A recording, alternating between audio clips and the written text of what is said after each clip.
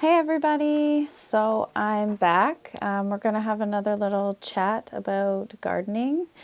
We're going to keep it pretty simple like I did last time. We'll just talk about one thing, and today we're going to talk about starting seeds. So it's perfect timing basically. So we're going to have a chat about that, but I'm going to go over the questions that I got from people that watched the video that I did before. And I apologize if there's any loud noises. My kids are upstairs with their dad doing homework, and they're not sounding like they're having a very good time. And I tried to do the video at the greenhouse today, and it was super windy, so you wouldn't have been able to hear anything I said. So the questions, I got one question from Jen, and she was asking if it's okay to plant lettuce now as well. Yeah. For sure, there's certain types of lettuce that really enjoy cold weather as well. It would be kind of the same as the peas. If there's going to be like a really heavy frost or like really, really cold snow, maybe then you would have to cover them up. But yeah, now is a great time to start most lettuces as well.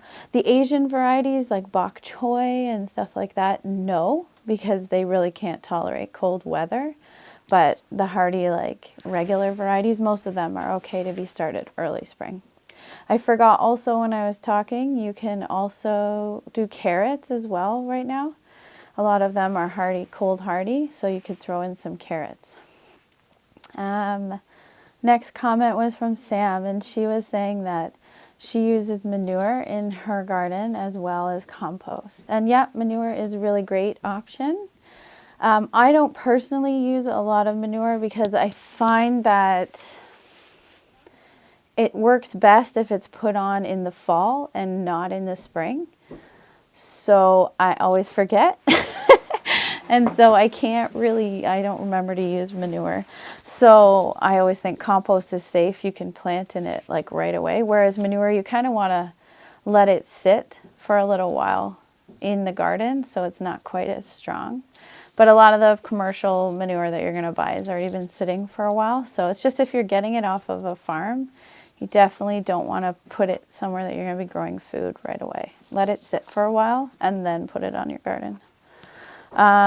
Lisa was asking about beans. So she was asking if I use the string method with my beans as well. Yeah, I will for climbing beans sometimes, or sometimes I'll make just like a teepee with 3 pieces of wood, and that's usually pretty strong for them to grow up. That's just for pole beans though, right? Bush beans, you don't have to do any support because they stay low to the ground. So I usually try and grow both varieties because they both kind of have pros and cons. So I'll grow both so that I can kind of have a good selection. She said, do you use raised rows for your root vegetables as well? Yeah, I use it for the whole garden. So each of my humps are about 2 feet wide probably. And you'll see later in the summer, I'll do videos once it's all like pumping and the heat is up. But I do companion planting in a way that works really great for a like family garden. So it's not a good commercial model. It's too chaotic for that. But I kind of plant everything together so that every square foot of that raised row is full of plants right up to the edge. And even sometimes down the sides, I'll have like Swiss chard growing down the side or lettuces or beets, and they just kind of fill it in. And the less open space I have, the better, because the less weeds I'm going to get. So I'll show more videos on that later on how I plant that. But yeah, I always use the mounds. I think it's the cheapest, and I think it requires the least amount of work long term. So that's obviously what I'm going to pick.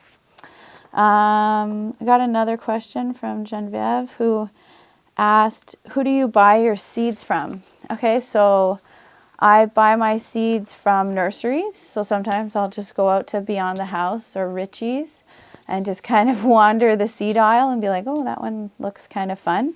And I order online. So I've ordered online before from Richards and OSC, the Ontario Seed Company. They're really great. So I just put an order in with them about 3 weeks ago.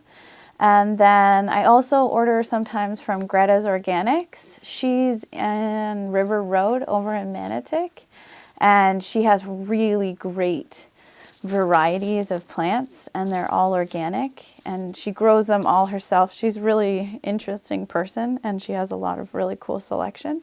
So she's a great local source, but she might be your best bet, or Beyond the House right now, because I find a lot of the online suppliers for seeds right now are way backed up because everybody wants to grow.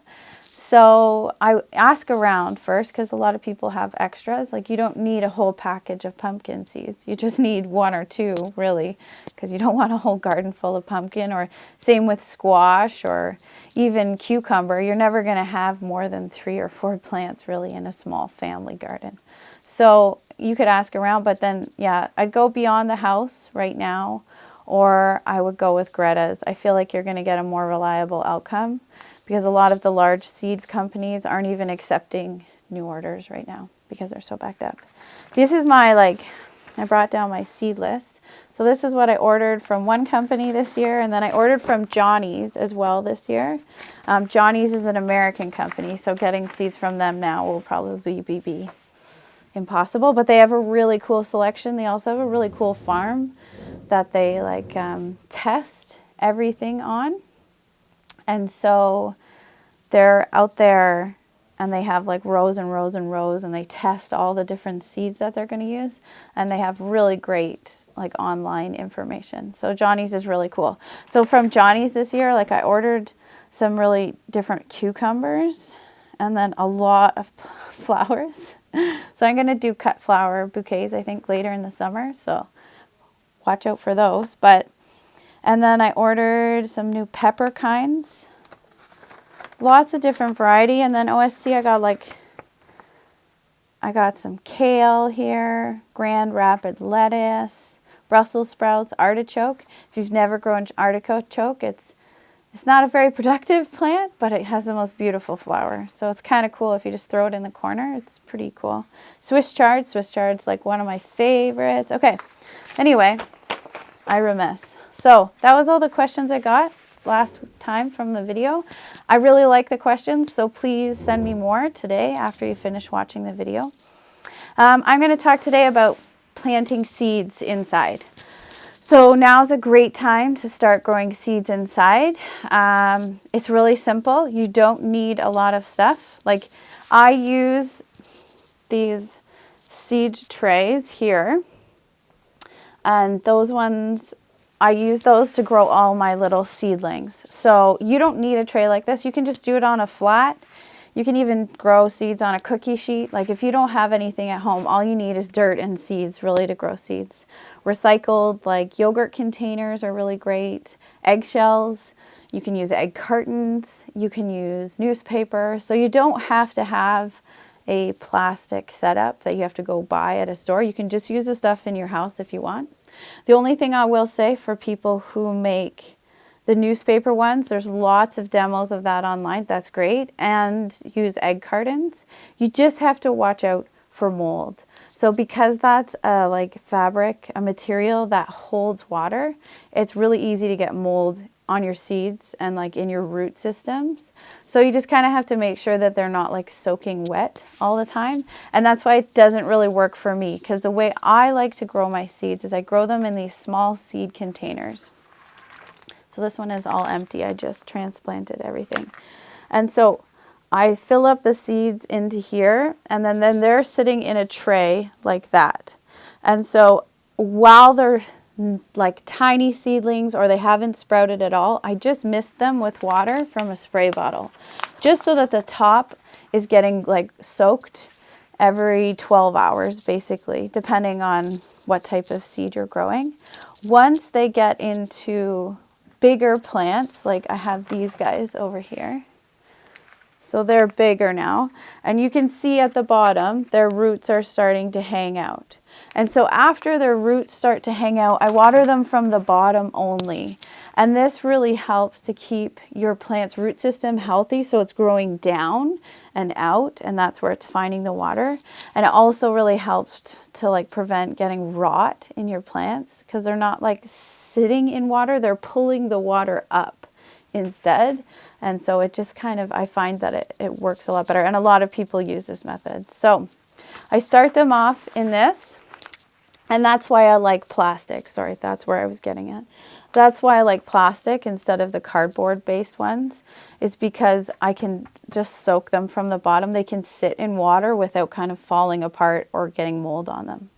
So I start them in this here. The soil that I'm using, this is ProMix Organic Germination Soil. That's what I like to use because it's really fluffy and light. So the roots can grow really quickly through there, and it can fill up a little hexagon here really quick.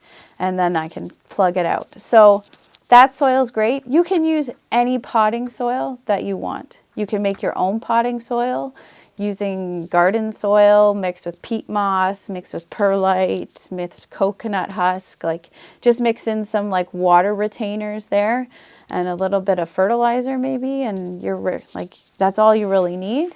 I would not suggest buying potting soil from the dollar store. And the reason I say this is just because the way that it gets stored before it gets used might not be the best, as in that it's sitting in a warm place for a really long time, kind of. It's just not, it's not as cared for. I always try and buy professional grade potting soil. So you've got lots of options. You got the Miracle-Gro varieties, and they have organic varieties and non-organic varieties. Then you have ProMix, and then there's a few other like smaller companies as well that make it. Buy good potting soil. It makes a big difference on how well your seedlings are going to do and how fast they're going to develop roots. Like, it really makes a big difference. So spend the money, buy the potting soil. Like, I buy a compressed bag of germination mix, ProMix Organic, from Richie's, and I think it cost me $45 maybe, and it does so many seeds. So that's really your best option. Right now it might be hard to get some of this stuff, but I'm sure there's ways, if you call Richie's, that they'll either be able to ship it directly to the house, or they'll help you out for sure. They're really good. And same with Cindy at Beyond the House. If you need something, just call her. You might have to wait to get it. You may not get it tomorrow. It might take weeks, but it doesn't matter. Starting weeks late is better than not starting at all. Anyway, so I use these little packs, and once their root system starts to fill up and I see the roots sticking out the bottom, I'll give them another couple of days to really like fill out the roots in that area, and then I'm going to transplant them. And what I'm going to transplant them into, hold on a sec, I'm going to transplant them into one of like the 4-inch pots. So I fill this again with germination mix, and then I'll transplant them in. So you can see here I've got one of these guys, a little bit of parsley, and so I transplanted these guys last week probably, because their roots were starting to really, they were crowding space too, like they're not getting enough light because they're too cramped in the little holes. So one biggest problem I find with a lot of people that start their seeds indoors that haven't done it very much is that they let their plants get way too big in a really small pot. If it looks like your plants are getting big, that's fine. Don't worry, like don't freak out. Just put them in more space so that they have more room, they get more sunlight, and they're not going to rot because the air is not moving around them. So just make sure that they have enough space. So these guys here that I showed you before, their roots just came out like a day ago. So in another like 2 days, I'll transplant these guys. This is about as big as you want them to get in the flats, in my opinion. These are small holes.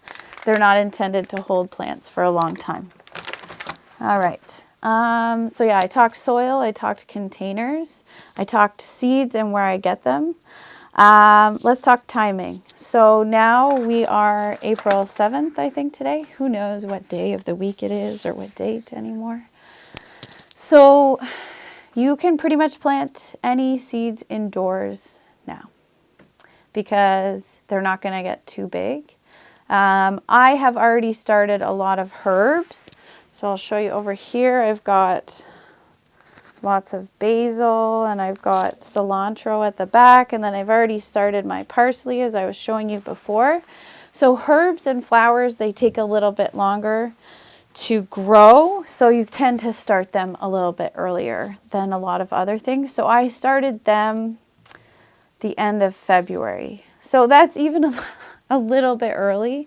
I just get kind of itchy and want to grow plants, so I just threw some seeds in. They're doing really great, but I have a pretty big setup, and I'll talk about my setup after, but you don't need what I have. So yeah, and then you don't want to start your tomatoes and your peppers right now. If you can, next year. You can't go back in time this year, but for next year, maybe start them like end of March at the latest, but mid-March is nice because I like to kind of have a substantial sized tomato plant once it's warm out, because then I'm getting tomatoes really quick. And then I'm like, yay, we have produce, because a lot of the other produce kind of takes a while to get. So it's kind of nice to have that reward. So this week I started out some more flowers. I did some dill. I did more peppers. And then I did tomatoes 2 weeks ago. And then today, this afternoon, I'm going to plant some cucumber seeds, and I'm going to plant some squash. It's still a little bit early to plant those. They only need about 4 weeks before they go outside. But I have areas that I can move them to so they can get bigger. So for the at-home gardener, I would wait until the end of April to plant cucumber, squash, watermelon, because they really can't go outside until it's nice and warm. They'll any sort of frost in their toast. So, and they get really big really quick. So it just like doesn't really work. So other seeds like kales, lettuces, peas, those are direct sow. Same with carrots. It means that you're going to put them directly into the ground. They don't transplant well. Don't even try it. Like some things, like I did some spinach, and it transplants pretty good. It gets a pretty solid root system. But the majority of lettuces will just kind of fall apart when you try and transplant them. So it makes it a little bit trickier. And carrots, you don't want to touch the roots of carrots after they're planted, because that's the carrot itself. So you'll get like a stump carrot or a weird looking carrot if you mess around too much. For watering your seeds, so certain seeds need to soak for them to germinate. So things like peas, I often recommend that you do like squashes and cucumbers, that you put them into a paper towel, fold it in half and make it all wet, and then just put it into a bag or just kind of put it in a Tupperware container so it stays wet. Just for 1 or 2 days, like no more than that, because then they're going to start to rot if they're any longer than that. But it just helps the seed coat crack open, and it helps them germinate a little bit faster. So you're going to start to see your leaves and your roots coming out pretty quickly then. So it'll say on your seed packets whether it needs to soak or not, but usually it's like if things are hard, like beans, peas, even sunflowers, it's best to soak them for like 12 to 24 hours before you use them. You'll just have better success rate. When you're watering your other seedlings though, once they're in the trays and in the soil, like I said, I just mist it from the top. And you don't want to over soak them, because they won't germinate properly either if they're too wet. It's like this weird balance, and it takes a little bit of practice to get it perfect, but you don't want them to be too wet, and you don't want them to be dry at all. You don't really want your seedlings, before they break through the earth, to dry out, because their root is so tiny that it'll dry out really quick, and you just want to avoid that. So before you have leaves come up, you just water them from the top. Spritz, spritz, spritz, spritz, water from the top. And then once they start to have full leaves coming out and their roots start to get bigger, you're going to start watering them from the bottom. Every 12 hours is a great way to kind of check on your plants. I think that like if you make it into a routine, check in the morning and then check at night. That's a great way to do it. A lot of plants will need heat to germinate. So A lot of herbs need it. A lot of flowers will need that heat to germinate properly. That's usually something that's also stated on the package. If you have a seed like that, what I did, while most people don't have too much heat pumping right now, but I'll just put it right on one of my heating vents. You can buy germination mats. They're heating mats, and they're great for starting seeds. But I think for the average person, it's kind of something you don't really need. So I'll just put it on one of the heating vents and make sure it stays nice and moist, and maybe put a cover over top of it. And then that will be warm enough. Even just putting it on top of your fridge, it's just, it doesn't want to get cold, you know? It doesn't want to be like sitting, sometimes a lot of people will put them on the windowsill. Well, sometimes your windowsill is like the coldest place in your house, and if it's -10 overnight, it can get too cold for the seedlings, and they're not going to like that.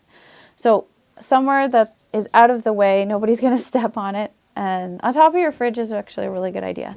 And you don't want it to be in the light until you have leaves coming out, because there's no reason for it, and it will also dry out your soil a lot faster. So it's better to keep them kind of out of direct sunlight and somewhere kind of a steady room temperature, or a little bit warmer than that. So I've talked watering, containers, soil, seeds. And the one thing I was going to say, I think I might have said it in the last video, was just that if you are picking seeds to grow and plants to grow in your garden, pick things that you're really going to eat. Don't, like, if you have a small garden, don't pick things that are weird. Just pick things that are consistent, that you know your kids like, or your family likes, or that you like, and then like grow those things, because it takes a little bit of time and care to grow something, and then if you don't eat it, you're going to feel kind of like negative about growing that and about gardening in general. Okay, one other thing I wanted to talk about today, just super quick, is about microgreens. So I grow microgreens in our house for us to eat. There's that variety, and then that variety up there, and it's with everybody being concerned about where their food is coming from and having enough food right now, microgreens grow in a tray with a little bit of potting soil. They can even grow on like twill or coconut fiber, and then it's soilless, and they grow really fast, and it's really cheap to grow them. So if you want to know more, then go to the Mums Sprouting Seeds. That website is the best one. It has all sorts of facts. It has the trays that I like to use. It has tons of seeds, so you can try it out and see if it's an option for your family. If you eat a lot of sandwiches or salads or stir fries, it's a great option. It just throws in a lot of nutrients, and if you grow them yourself, they're not that expensive at all. Last thing I want to say is, I have lots of advice, but there's a million other people on YouTube right now that are putting out really high quality videos.